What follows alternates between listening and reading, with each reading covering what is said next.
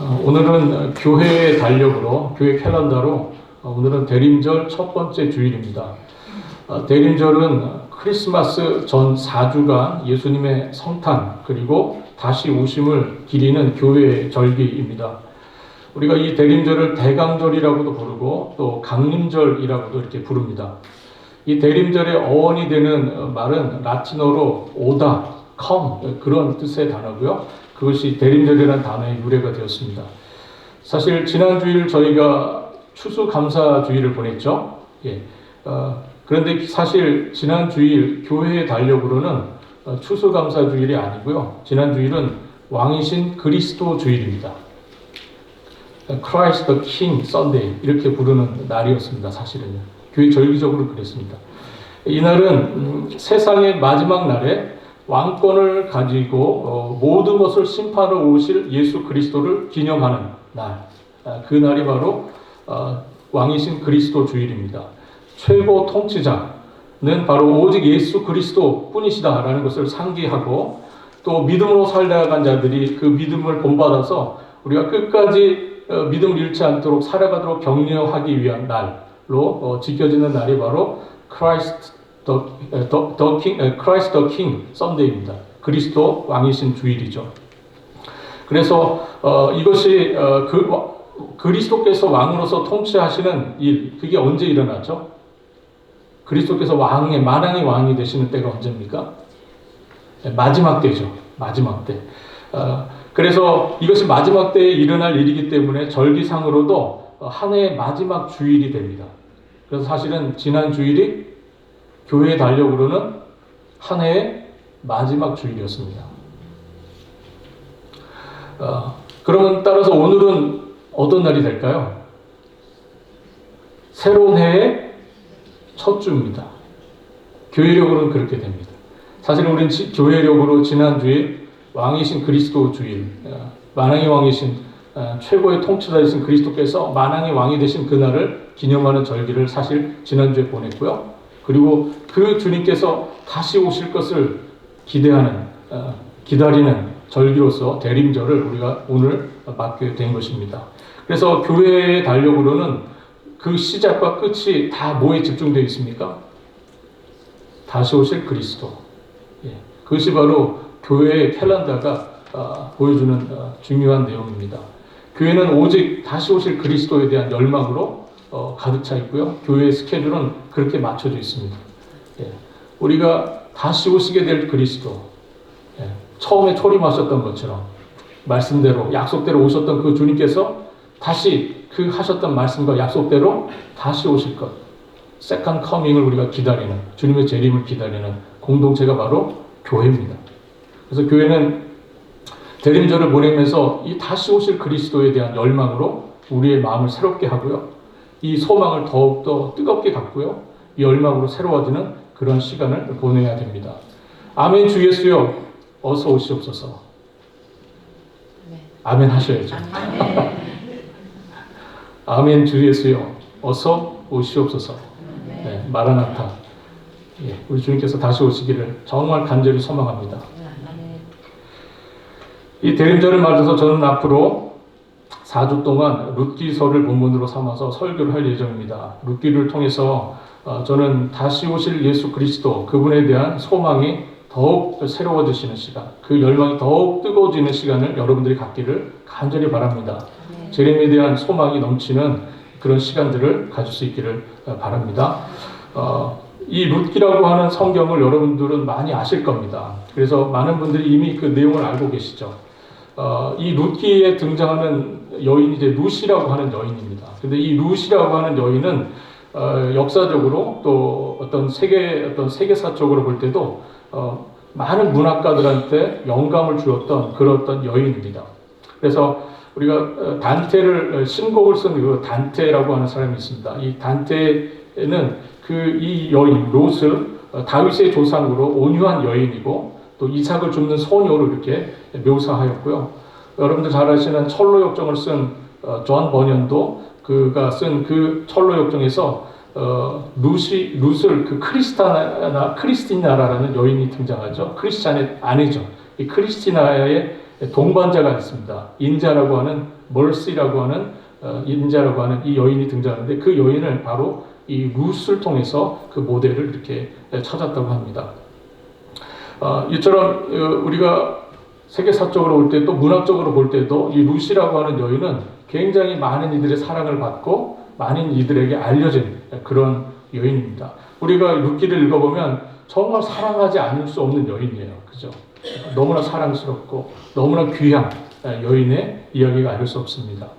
그런데 이 룻기라고 하는 성경은 이 룻이라고 하는 한 여인의 아름다운 일뿐만 아니라 이 룻기라고 하는 성경을 보면 구약 성경에 그 바로 앞에가 사사기라는 성경이 있고요. 사사기, 그 다음에 룻기, 그 다음 성경이 바로 사무엘서입니다. 사무엘상하 이렇게 연결이 됩니다.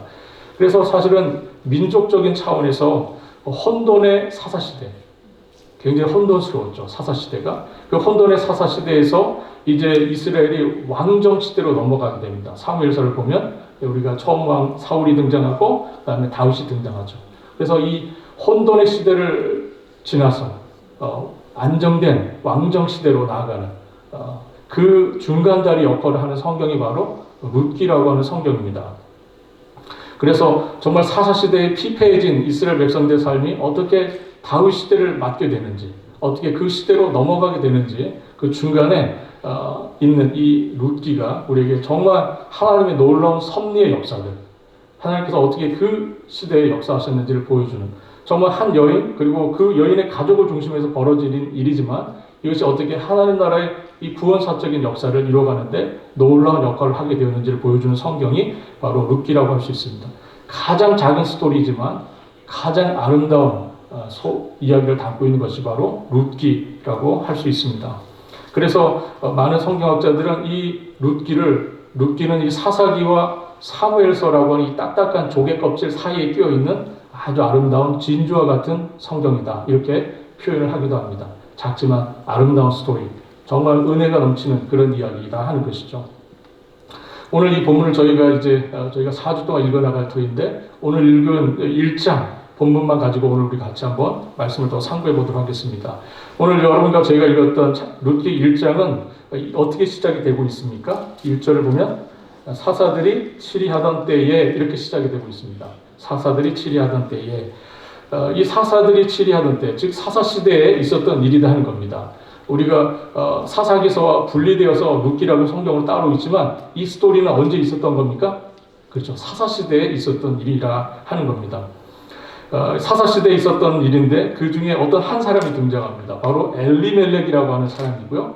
이 엘리멜렉이라는 사람을 남편으로 둔 나옴이라고 하는 여인이 소개되어 있습니다. 이 가족에 대한 이야기입니다. 이 가족이 어떻게 모압이라고 하는 곳으로 가게 되었는지, 또 그곳에서 어떤 일이 있었는지, 그래서 그들이 그 일을 겪고 왜 다시 그들의 고향인 베들레헴으로 유다로 돌아오게 되었는지 그것을 설명하는 부분이 오늘 1장의 내용입니다. 사사들이 치리하던 시대, 그런 시대는 우리가 사사기를 읽어보면 이스라엘 역사에 있어서 가장 암울했던 시기입니다. 영적으로 가장 암울했던 시기. 그 시기가 바로 사사시대입니다. 영적으로도 암울한 시대였지만 오늘 본문의 1절을 보면요. 그 땅에 또 뭐가 들었습니까? 흉년이 들었습니다. 영적으로도 가장 암울했던 시기, 또한 경제적으로도 사람들이 가장 피폐했던 어려웠던 시기, 그 시대에 있었던 일입니다. 어느 한 가족, 엘리멜렉이라고 하는 사람의 가정에 있었던 일을 소개를 하고 있습니다. 이 어려움, 이 기근, 이 흉년이 얼마나 심했는지 그 나라 안에서 살 길을 찾을 길이 없었던 거예요. 그래서 결국은 모압이라고 하는 나라로 이민을 갈 생각을 이 가정이 하게 됩니다. 그래서 요단강을 건너서 모압 땅, 특별히 북부 지역으로 이사 갈 것을 이 사람들이 생각을 하게 됩니다. 그래서 온 가족이 정말 이 어려움을 피해서 이민을 갑니다. 그래서 새로운 땅에 정착을 했죠. 이 엘리멜렉이라고 하는 사람을 우리가 좀 주목해 볼 필요가 있는데 이 사람의 이름의 뜻이 바로 엘리는 뭡니까? 엘리, 나의 하나님, 그런 뜻입니다. 멜렉은 뭐죠? 왕이다, 그런 뜻이에요. 그런 나의 하나님은 왕이시다, 그런 뜻의 이름을 갖고 있는 사람이 바로 이 엘리멜렉이라는 사람입니다. 이 이름을 딱 들으면 여러분들 어떤 생각이 드십니까? 그의 부모들이 굉장히 믿음이 좋으신 분들인가 보다, 이런 생각이 드시지 않으세요? 우리가 은국 하면 어떤 생각이 드십니까? 은혜로운 주님의 나라. 그런 생각이 딱 들죠. 이래 하면 어떻습니까? 이래. 주님께서 이 아이의 삶을 예비하시길, 역사하시길 바라는 그 부모의 마음이 딱 이렇게 이름 속에 들어가 있지 않습니까? 그래서 우리가 이름을 딱 보면 그분의 부모님들이 어떤 소망을 가지고 자녀들의 이름을 지었는지를 우리가 알 수가 있습니다. 이 부모님들은 어떤 사람들이었을까요? 이 엘리멜렉을 낳은 부모님들. 오늘 물론 부모는 등장하지 않습니다. 아마 사사시대는 어떤 시대입니까? 사사시대는 모두가 다 그 시대는 왕이 없으므로 모두가 다 자기 소견에 오른 대로 살았던 시절입니다. 모두가 다 자기가 왕인 거예요. 자기 멋대로 삽니다. 왕이 없었기 때문에. 그런 시절이 사사시대입니다. 그런데 그런 사사시대에 이 부모들은 어떤 마음으로 살았습니까? 하나님만이 온전한 왕이시다. 그 믿음으로 살았던 부모들인 것 같아요. 그래서 아들의 이름을 엘리멜렉 이렇게 짓습니다. 이 이름이 시사하는 바가 적지 않습니다. 적어도 나와 나의 가족은 여호와를 섬기겠다라고 이렇게 단언했던 이 여호수아의 그 결기, 그 어떤 신앙 고백이 느껴지는 그런 이름이라고 우리가 생각해 볼 수 있습니다. 이렇게 어떤 의미에서 신앙 안에서 잘 자랐을 법한 이 엘리멜렉이라고 하는 사람이 나오미라고 하는 여인을 만나서 결혼을 했습니다. 나오미라는 이름의 뜻이 무엇인지 혹시 아실까요? 나오미라는 이름의 뜻은 유쾌하다, 즐겁다, 기쁘다 그런 뜻입니다. 나오미는 처음에 엘리멜렉을 만나서 사랑에 빠지고 결혼을 할 때에 자기의 이름대로 자기의 인생이 펴질 것을 기대했을 것 같아요. 정말 기쁨이 넘치는 그리고 유쾌하고 즐거운 삶이 될 것이라고 분명히 기대하며 결혼을 했을 것 같습니다. 그리고 나서 이 두 사람이 사랑의 결실로 말론과 기론이라고 하는 두 아들을 낳게 됩니다. 이 네 가족이 그런데 갑자기 기근을 만나서 모압이라고 하는 나라로 이사를 가게 됩니다. 출발은 나쁘지 않았을 것 같아요. 모압으로 가는 이 엘리멜렉의 가족을 우리가 생각해 보면 물론 두려움도 있었을 것 같습니다. 새로운 땅으로 가야 되니까 온 가족이 두렵지 않겠습니까? 그죠? 두려움 분명히 있었을 것 같아요. 그런데 두려움만 있지는 않았을 거라는 생각이 듭니다. 새로운 땅으로 가면서 희망이 분명히 있었을 것 같아요. 새로운 땅에 대한, 새로운 삶에 대한 희망, 그것이 분명히 이 가족 안에 있었을 것이라고 생각합니다. 그런데 그렇게 모압에 가서 살기 시작한 지 얼마 되지 않아서 이 집안의 가장인 엘리멜렉이 죽게 됩니다. 이제 나오미는 어린 두 아들을 데리고 외국에서 홀로 이 자녀들을 길러야 하는 비운의 여인이 되고 맙니다.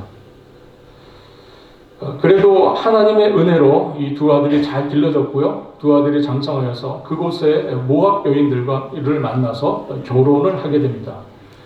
여기까지만 해도 괜찮은 것 같아요. 그런데 정말 불행한 일이 닥치게 됩니다. 그것은 바로 아들이 하나도 아니고 둘 다 죽게 되는 그런 일이 벌어집니다. 이것이 모압으로 이주한 지 한 10년쯤 됐을 때 일입니다. 이 가족이 모압에 온 지 한 10년쯤 됐을 때 이제 이 가정에는 과부만 셋이 남게 되는 그런 상황이 됐습니다. 그래도 며느리들은 모압 여인들이니까 그곳에 또 연고가 있기 때문에 괜찮지만 나오미는 그야말로 이제 피부치 하나 없는 그리고 모압이라고 하는 이 낯선 땅에서 이 며느리들을 거느리고 살아야 하는 그러한 신세가 되고 말았습니다. 엘리멜렉과 결혼할 때 그리고 기근이 심해서 이 모압이라고 하는 나라로 이민을 가기로 결정할 때만 해도 이런 일들이 자신의 인생에 일어나게 될 것이라고 여인이 나오미가 전혀 예상하지 못했을 겁니다. 이런 일이 자신의 삶에 벌어질 것이라고 나오미가 생각하지 못했을 거예요. 그런데 그런 일이 벌어졌고 자신의 현실이 되었습니다. 이 이야기는 정말 슬프고 가슴 아리게 하는 이야기가 아닐 수 없습니다. 이런 이야기가 그런데 나오미만의 이야기입니까? 이 이야기는 사실 나오미만의 이야기 같지 않다는 생각이 듭니다. 우리의 인생을 돌아보면, 우리의 주변을 돌아보면 정말 나오미와 같은 분들이 많이 계십니다. 나오미가 거기서 그 슬픔을 겪고 살아가는 동안에 나오미는 하나님을 아는 여인이었습니다. 하나님의 백성이었죠. 얼마나 수많은 질문을 하나님께 던졌겠습니까? 그는 하나님을 아는 사람으로서 하나님께 대하여 자기 인생에 벌어지고 있는 일들 때문에 많은 질문을 던졌을 겁니다. 나오미가 하나님께 묻습니다. 하나님, 우리가 애당초 기근 때문에 먹고 살려고 애굽으로 오기로 결정한 것, 그것이 잘못된 겁니까? 정말 먹고 살기 위해서 살려고 모압 땅으로 이 일이 그렇게 잘못된 일입니까? 하나님, 왜 남편 엘리멜렉을 그렇게 빨리 데려가셨습니까? 꼭 그렇게 하셔야 했습니까? 하나님, 말년과 기도는 또 어떻습니까? 두 아들들은 이제 젊은 사람들이고 이제 막 결혼을 하여서 가정을 꾸린 사람들인데 이제 좀 살아보려고 하는데 왜 그들을 그렇게 데려가셨습니까? 그렇게 하시려면 결혼도 시키지 마시고 그 전에 데려가신 것이 맞지 않았겠습니까? 하나님, 제 인생에 왜 이렇게 슬프고 고통스러운 일들이 일어나는 겁니까? 하나님, 이제 저의 남은 인생은 어떻게 되는 겁니까? 저는 이제 남은 인생을 어떻게 살아야 합니까? 그렇게 수많은 질문들을 하나님 앞에 이 여인이 분명히 쏟아냈을 겁니다. 정말 하나님, 우리의 인생을 돌아보시는 분이십니까? 하나님, 정말 선하신 하나님이 맞으십니까? 하나님에 대한 아주 근본적인 원망과 하나님께 대한 근본적인 그런 불만이 분명히 있었을 것입니다. 그때 하나님께서 그 여인에게 뭐라고 답을 주셨을까요?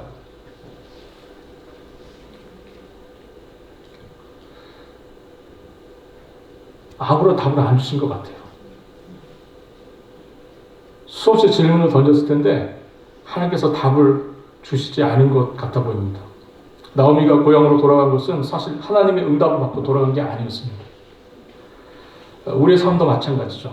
우리는 고통이라고 하는 현실에서 여러 질문들을 던져보지만 그 어느 것 하나에 대해서 우리 주님께서 속 시원하게 답을 주신 적이 있습니까, 여러분들?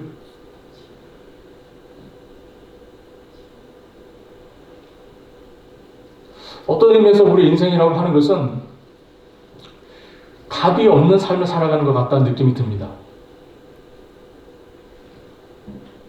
여러분, 하나님께서 자기 백성을 돌보사 양식을 주셨다는 소식을 이 나오미가 듣습니다. 그래서 나오미가 고향으로 돌아갈 결심을 합니다. 고향으로 돌아간다고 해서 사실 뾰족한 수가 있는 것은 아니에요. 나오미가 그걸 모르지 않습니다. 그러나 먹고 살 수 있다고 하니까 간 겁니다. 처음에는 두 며느리도 시어머니와 함께 유다 땅으로 가려고 출발을 했습니다. 그런데 가다가 나오미가 생각해 보니까 이 어린 며느리들이 무슨 고생인가 하는 생각이 든 거예요.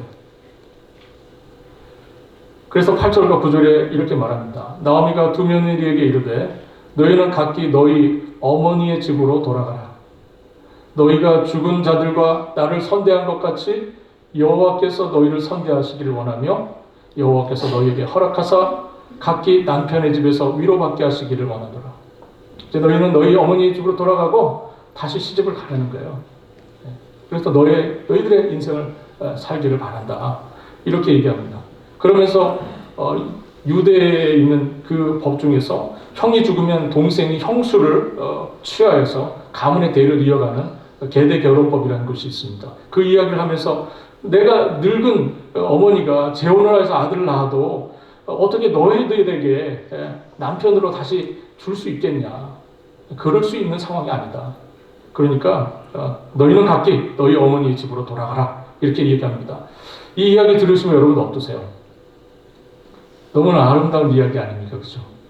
너무 아름답습니다. 며느리는 이렇게 자기를 생각해주는 시어머니. 예. 이 시어머니는 이제 너희는 너희 들어와서 너희들의 남은 그 인생, 젊은 인생을 살아가길 바란다고 말하면서 본인은 의지할 게 없이 홀로 고향 땅으로 돌아가겠다 하는 그 얘기입니다. 그래서 입을 맞추려고 했어요. 입을 맞춥니다. 그러자 이 며느리들이 어떻게 합니까? 소리 높여 울기 시작합니다. 아니니이다. 우리는 어머니와 함께 어머니의 백성에게로 돌아가겠나이다. 이렇게 말합니다. 그리고 이어지는 시어머니의 설명 그리고 간곡한 말을 듣고 결국 오르바라고 하는 며느리는 시어머니에게 입을 맞춥니다. 그리고 이별을 하죠. 돌아갑니다. 그러나 롯이라고 하는 이 며느리는 끝까지 남겠다고 이야기합니다. 어머니와 끝까지 같이 가겠다고 어머니의 고집을 이겨냅니다. 그리고 이렇게 말합니다. 16절과 17절입니다. 롯이 이르되 내가 어머니를 떠나며 어머니를 따르지 말고 돌아가라 강권하지 마옵소서. 어머니께서 가시는 곳에 나도 가고 어머니께서 머무시는 곳에 나도 머물겠나이다. 어머니의 백성이 나의 백성이 되고 어머니의 하나님이 나의 하나님이 되시리니 어머니께서 죽는 곳에서 나도 죽어 거기 묻힐 것이라. 만일 내가 죽는 일 외에 어머니를 떠나면 여호와께서 내게 벌을 내리시고 더 내리시기를 원하나이다. 너무나 감동적이지 않습니까? 이 여인의 고백이요. 이방 여인이지만 이 롯은 분명히 하나님을 알고 있습니다. 하나님께 대한 분명한 신앙, 고백이 있는 그런 여인입니다. 그런데 이 두 여인이 이제 베들레헴으로 오게 됩니다. 이들이 베들레헴으로 돌아오자 온 성읍이 난리가 났습니다. 이가 나오미냐? 이렇게 사람들이 나오미를 보자마자 이야기를 합니다. 이게 정말 나오미인가? 이런 이야기죠. 그렇게 하면서 동네가 떠들썩해집니다. 물론 세월이 많이 흘러서 전과 같은 모습은 아니었겠지만, 그죠? 나오미도 이제 나이가 많이 들었겠죠. 그렇겠지만 오랜 세월 모압이라고 하는 곳에서 낯선 땅에서 고생하고 세월을 보냈으니까 나오미의 모습이 예전 같지는 분명히 아닐 겁니다. 그러나 그럼에도 불구하고 사람들이 보기에 나오미의 모습은 적잖이 놀라운 모습이었어요. 너무나 힘들어 보이고 얼굴이 너무나 안 돼 보인 겁니다. 이것을 듣고 나오미가 20절과 21절에 이렇게 말합니다. 나오미가 그들에게 이르되 나를 나오미라 부르지 말고 나를 마라라 부르라. 이는 적는 자가 나를 심히 괴롭게 하셨습니다. 내가 풍족하게 나갔더니 여호와께서 내게 비어 돌아오게 하셨느니라. 여호와께서 나를 징벌하셨고 전능자가 나를 괴롭게 하셨거늘 너희가 어찌 나를 나오미라 부르냐 하니라. 나오미의 이 말은 룻기서를 이해할 때 아주 중요한 말입니다. 나는 나오미가 아니라 뭐라는 거예요? 마라다. 나를 더 이상 나오미라고 부르지 마. 나는 마라다. 이렇게 말하는 겁니다. 내가 살아온 인생은 즐거움과 기쁨을 의미하는 나오미가 아니라 쓰디쓴 고통을 의미하는 마라다. 이렇게 고백하는 겁니다. 풍족하게 나갔더니 비어 돌아오게 되었다 하는 그녀의 고백은 그녀의 가슴 속에 깊이 응어리져 있는 그 사랑하는 남편, 사랑하는 두 아들을 잃은 그 마음을 표현한 겁니다. 사랑하는 가족을 잃었죠. 얼마나 많은 인생이 이런 경험들을 하며 살아갑니까? 얼마나 많은 분들이 이러한 고통 속에서 살아갑니까? 나오미는 자기가 당한 모든 고생에는 하나님의 주권과 하나님의 섭리가 있었다는 걸 이 고백을 통해서 하고 있습니다. 물론 그녀가 굉장히 어려운 고난을 겪었고 여전히 고통 속에 있습니다. 그러나 그럼에도 불구하고 이 모든 고난은 하나님의 선 안에서 이루어졌던 일이라고 고백을 하는 겁니다. 이 말 자체를 들으면 우리가 나오미가 어떤 생각으로 이 말을 하였는지 우리가 단정 짓기는 어렵지만 분명한 것은 그녀가 하나님의 주권과 섭리 안에서 자신의 인생에 벌였던 모든 고통스러운 일들이 일어났다. 그 안에 내 모든 인생이 있었다라는 고백을 하는 것은 분명합니다. 이 모든 고통은 하나님을 떠나서 일어난 일들이 아니라는 거예요. 이 모든 아픔, 이 모든 슬픔, 이 모든 고난은 모두가 다 하나님 안에서 벌어진 일들이다 하는 그런 고백입니다. 우리 중 얼마나 많은 분들이 나오미의 삶을 공감하고 계십니까? 내 삶은 기쁨이 아니라 슬픔과 고통이다. 그러니 더 이상 나를 나오미라 부르지 말고 나를 마라라 부르라고 이렇게 말할 만한 분들이 사실은 많이 계신다고 저는 생각합니다. 여러분, 그러나 이런 마음, 이런 아픔을 갖고 계신 분들에게 오늘 하나님의 말씀을 통해서 저는 여러분들에게 이렇게 말씀드리고 싶습니다. 그런 삶을 산다고 해서 여러분들의 삶에 뭔가 문제가 있는 것은 아니다라는 거예요. 네. 여러분의 삶에 어떤 문제가 있어서 그런 일이 벌어졌다고 말할 수 없다는 거예요. 우리는 뭔가 문제가 발생되고 먼저 문제가 있으면 뭔가 잘못이 있겠지라고 생각합니다. 우리의 사고 속에는 인과응보라고 하는 사고가 아주 뿌리 깊게 자리 잡고 있어서 아니 땐 굴뚝에 연기가 날 수 없죠.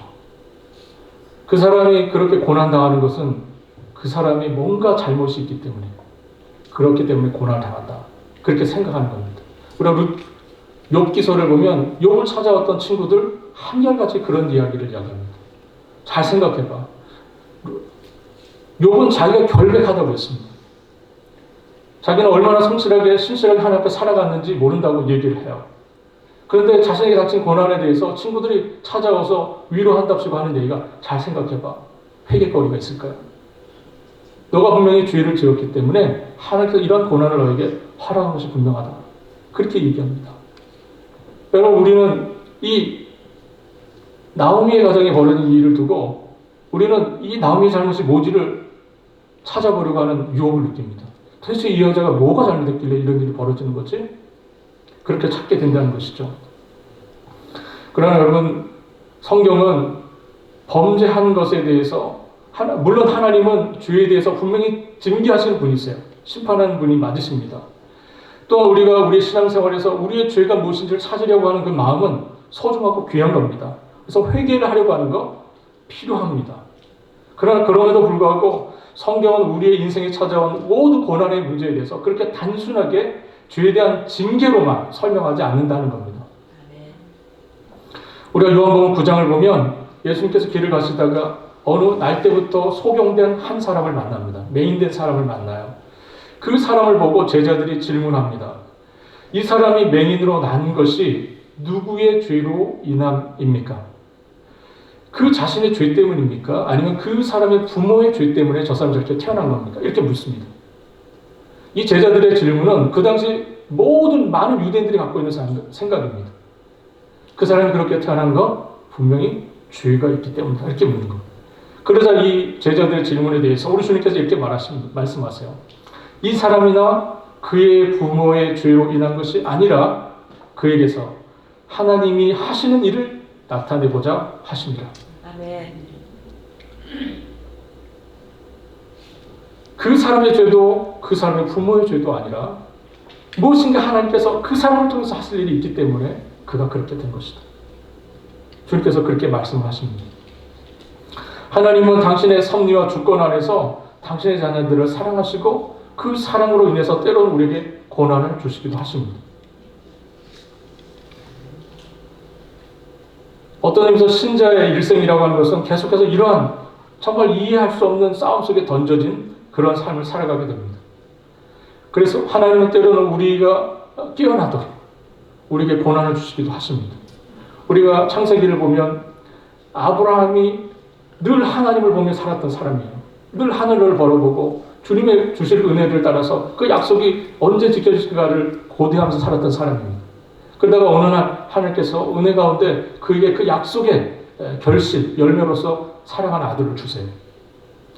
그래서 하나님께서 그 이후에 아브라함의 삶을 지켜보니까 시험을 해볼 타이밍이 된 거예요. 왜 그렇습니까? 아브라함이 신앙적으로, 영적으로 나태해지고 게을러진 거예요. 늘 하나님을 바라보고 살았던 아브라함이 이제 그 아들만 바라보고 사는 거예요. 하나님께서 시험하시죠. 하나님은 여러 가지 일들을 통해서 우리의 삶에 역사하시고 우리 삶을 이끌어 가십니다. 네. 우리는 이 일에 대해서 그것이 그 사람의 죄 때문이라고 단정지어 말할 수 없는 일들이 많이 있다 하는 겁니다. 여러분, 우리가 누구나 마라의 현실이 있습니다. 마라과 같은 현실이 있어요. 그런데 잘못된 신앙은 우리에게 뭐라고 말합니까? 그런 현실은 내게 뭔가 문제가 있기 때문이라고 말합니다. 잘못된 믿음입니다. 그렇게 되면 우리가 어떻게 됩니까? 문제를 말하게 됩니까? 문제가 당신의 죄라고 말하는 그 공동체 안에서 여러분들은 여러분들의 문제를 이야기할 수 있습니까? 이야기 못하게 됩니다. 문제를 감추게 되죠. 그러면 그것이 복음이 역사하는 공동체입니까? 하나님의 은혜와 사랑이 역사하는 공동체라고 말할 수 있습니까? 마라의 현실을 말할 수 없는 공동체. 늘 나의 나오미의 시절만 이야기하는 그런 공동체. 좋은 것만 말해야 되고 예쁜 것만 보여줘야 되는, 어떤 의미에서 그 공동체는 복음이 사라진 공동체입니다. 세상처럼 허위로, 가식으로 겹겹이 둘러싼 허위의 공동체, 거짓된 공동체입니다. 정말 복음이 역사하는 공동체라고 하면 마라의 아픔을 말할 수 있어야 됩니다. 아멘. 그 가운데 역사하는 복음의 역사를 기대할 수 있어야 합니다. 아멘. 여러분, 교회가 정말 이 복음이 역사하지 않냐고, 우리가 자꾸 우리의 마라의 현실을 자꾸 감추려고 하고 우리가 나오미처럼 자꾸 보이려고 하는 그런 유혹을 느낄 때 교회는 건강할 수 없습니다.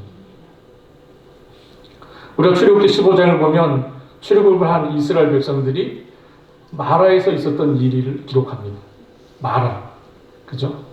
출애굽기 15장에 등장하는 지명입니다. 이스라엘 백성들은 그 바로 앞에 홍해를 건너는 놀라운 사건을 경험합니다. 하나님께서 이 한 민족을 바다를 건너오게 합니다. 놀라운 구원의 역사를 하나님께서 이루시고, 이것에서 이스라엘 백성들이 모두가 다 감격하며 기뻐하며 하나님을 향한 찬양과 경배를 올립니다. 그 찬양의 뜨거운 순간이 지난 후에 며칠을 벌써 이스라엘 백성들이 도착한 곳이 마라입니다. 그런데 그 마라에 도착했을 때 마라에서 어떤 일이 벌어집니까? 물이 써서 마실 수가 없었습니다. 그래서 백성들이 원망하고 탄식하는 이야기가 시작됩니다. 하나님을 원망하기 시작합니다. 애굽의 그 종되었던 자신들을 출애굽하셔서 이 홍해를 건너가기 전 하나님을 찬양했던 그 사람들이 며칠이 지나서 물이 써서 마실 수 없게 되자 하나님을 원망하기 시작하는 상황이 벌어졌습니다. 이때 하나님께서 모세에게 한 나무를 가리키게 하시고 그 나무를 그 쓴물에 던져 이 물을 단물로 바꿔주시는 역사가 있었습니다. 그 나무, 그 쓴물과 같은 우리의 인생에 던져진 복음입니다. 십자가죠. 아멘. 쓰리 쓴 물에 나무가 던져졌습니다. 단물이 되었어요. 마실 수 있는 물이 되었어요. 생명수가 되었습니다.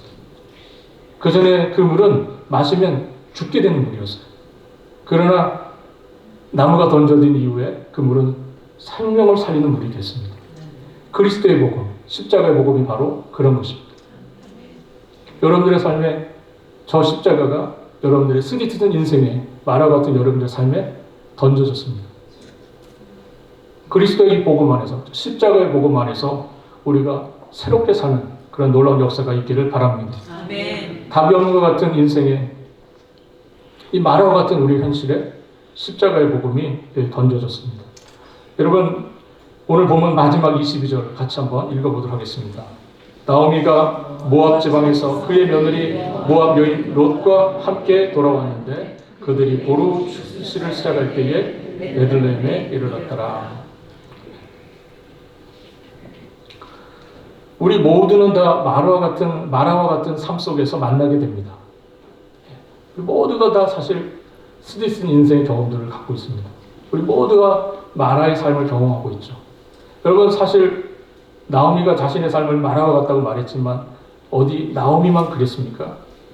자신의 남편을 잃은 룻은 또 어떻습니까? 중간에 돌아갔지만 오르바는 또 어땠어요? 그 여인들의 삶은 마라가 아니었습니까? 그런데 참 놀라운 것은 이 나오미가 마라와 같은 삶이라고 자신의 삶을 고백했던 이 나오미가 또 다른 마라와 같은 삶을 살았던 롯이라고 하는 여인과 함께 돌아왔다 하는 거예요. 나오미는 자신의 고백 속에서 여호와께서 내게 비어 돌아오게 하셨다라고 말했지만 사실 그녀는 혼자 돌아온 것이 아닙니다. 그녀에게는 동행자가 있었습니다. 바로 이방 여인 롯이었습니다. 사실 그들은 서로 의지해서는 안 되는 사람들이에요. 여러분, 사실 이 시대에 남자를 의지하겠습니까? 여자를 의지하겠습니까?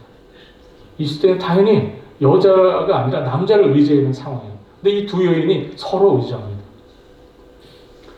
젊은 사람이 늙은 사람을 의지한다는 게 말이 됩니까? 유대인이 이방인을 의지한다? 있을 수 없는 일입니다. 이 두 사람은 서로 의지해서는 안 되는 사이예요. 그런데 놀랍게도 이 두 사람이 서로 의지합니다. 더구나 이 두 사람은 시어머니와 며느리 사이가 아닙니까? 서로 의지가 되겠습니까?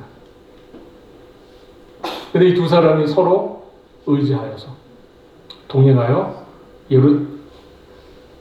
베들레헴으로 돌아옵니다. 그들은 아픈 경험 속에서 여호와 하나님에 대한 뜨거운 믿음을 가지고 있는 사람들이고요. 그리고 그 무엇보다도 주님께서 자신들의 삶에 동행해 주신다는 것을 알고 있는 사람들입니다.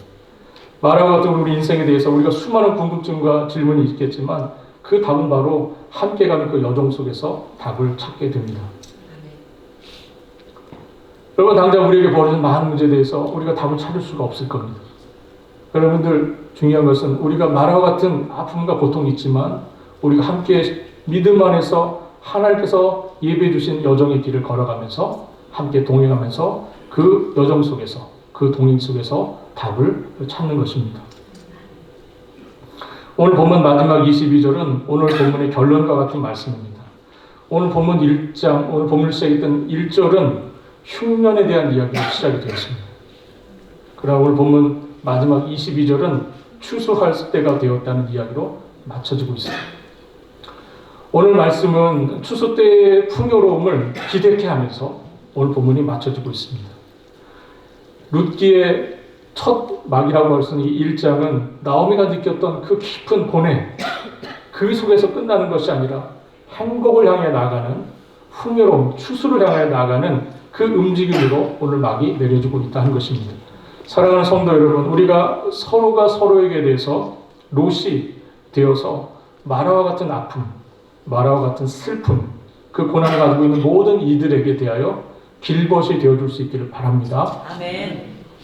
우리의 천성길을 향한 이 순례의 길에서 여러분들은 신실한 벗이 되어주시고 격려자가 되어주시고 위로자가 되어주시기를 바랍니다.